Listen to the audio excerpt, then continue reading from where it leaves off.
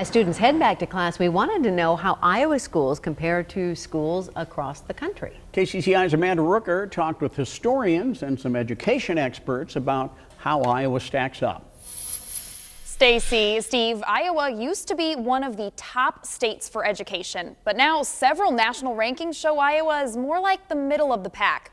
I looked through test scores and records going back decades to find out how Iowa public schools are really doing. Iowa has long been known for excellence in education.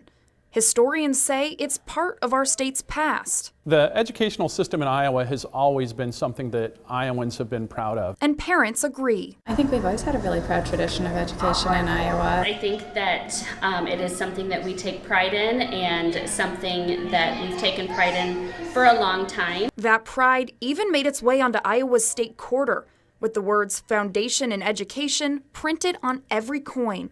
But has Iowa's top-tier reputation changed?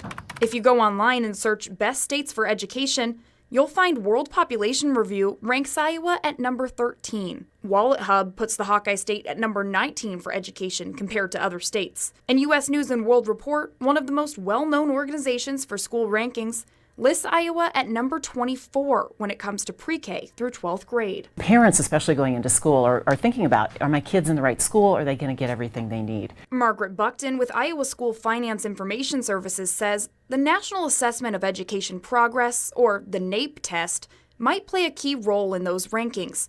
It's the same test given out every 2 years to 4th and 8th graders in every state.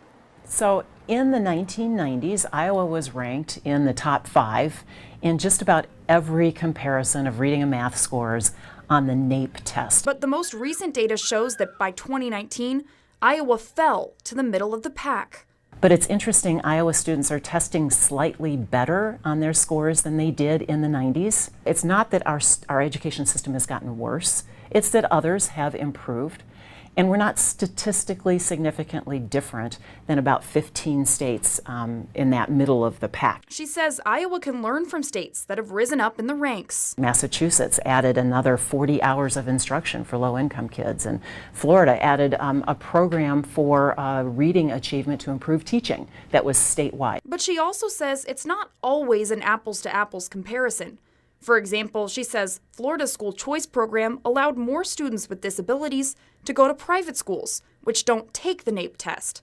Florida also holds back 3rd graders who aren't proficient in reading. In Iowa, if we took a large number of our students with disabilities out of public schools and they weren't tested in our scores, and we took students who weren't proficient in reading yet in 3rd grade out of the 4th grade testing, we'd probably be number 1 in the nation again. Other metrics show Iowa is excelling. Iowa's high school graduation rate is the highest in the country, and looking at ACT scores, the test for college admissions, Iowa is in the top 3 of states that test more than half of their students.